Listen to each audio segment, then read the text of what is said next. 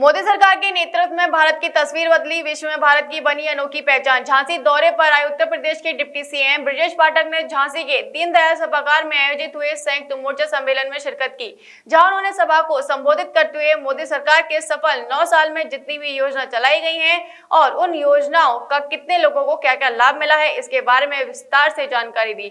इसके साथ ही उन्होंने सरकार की महत्वाकांक्षी योजनाओं को गिनाते हुए 2024 में फिर से मोदी सरकार बनाए जाने की बात कही। उन्होंने पत्रकारों को जानकारी देते हुए बताया कि केंद्र में मोदी सरकार के सफल 9 साल में गरीब वर्ग के व्यक्ति को सरकार द्वारा हर सुविधा उपलब्ध कराई गई है, चाहे निःशुल्क इलाज हो, चाहे हर घर नल, हर घर जल योजना, उज्ज्वला योजना, आवास, रोजगार, एक्सप्रेसवे निर्माण सहित तमाम योजनाओं को गिनाया। इसके साथ ही उन्होंने आगामी लोकसभा चुनाव 2024 में मोदी सरकार को फिर से बनाए जाने की झांसी की जनता से अपील की। वहीं कार्यक्रम में ललितपुर निवासी एक पीड़ित डिप्टी सीएम के पास मंच पर जा पहुंचा, जहां उसने अपनी पीड़ा को सुनाते हुए न्याय दिलाने की मांग की। मोदी जी के 9 वर्ष पूरे होने पर हमने प्रदेश की सभी जनता के बीच में जाने का निर्णय केंद्रीय प्रदेश नेतृत्व ने लिया।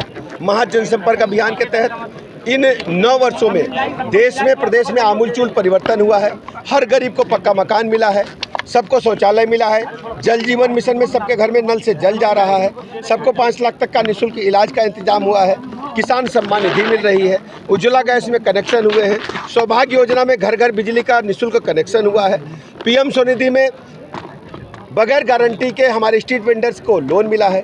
यानी मैं कह सकता हूं कि गरीब आदमी के जीवन स्तर में बदलाव लाने में मोदी जी की सरकार सफल हुई है। इस प्रकार दुनिया के पैमाने पर भारत माता का गौरव सम्मान बढ़ा है। माननीय मोदी जी का जिस ढंग से देश के दूसरे राष्ट्रीय अध्यक्षों ने सम्मान किया है वो अद्भुत है। भारत अब बदलता हुआ भारत है। आने वाले दिनों में हम तीसरी बड़ी अर्थव्यवस्था होंगे। अभी हम दुनिया के पैमाने पर 5वीं बड़ी अर्थव्यवस्था हैं। मैं बुंदेलखंड के सभी लोगों को बहुत बहुत बधाइयाँ देता हूँ, शुभकामनाएं देता हूँ।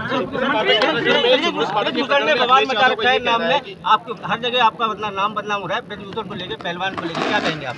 देखिए, ये सब बातें आप जानते हो दिल्ली की, और जो यहाँ का विषय है वो यहाँ का कुछ पूछो, बताएं कुछ यहाँ sir.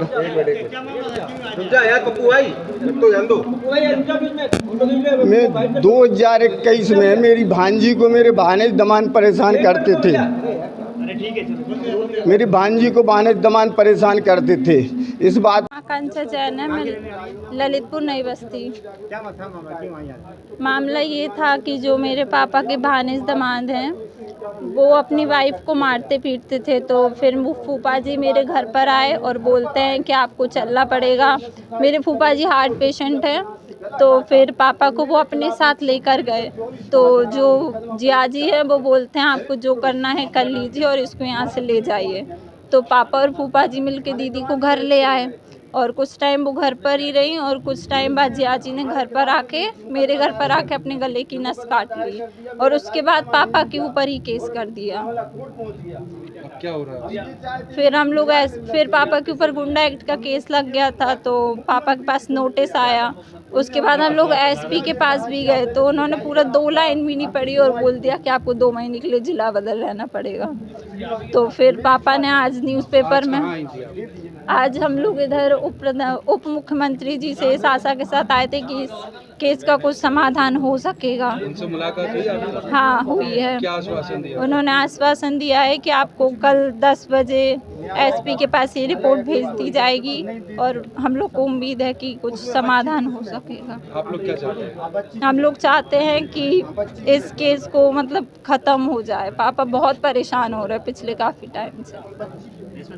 Mehta hospital and IVF centre, Krishnanagar, Mathura.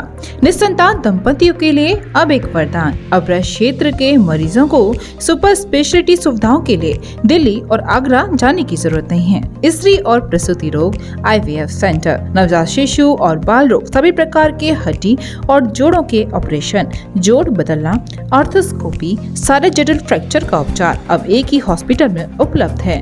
अत्याधुनिक अल्ट्रासाउंड मशीनें, laparoscope, incubator, nebuliser, modular operation theatre, pathology lab जैसी आधुनिक सुविधाएं मेहता हॉस्पिटल में ही उपलब्ध हैं। मेहता हॉस्पिटल, कृष्णानगर, मथुरा।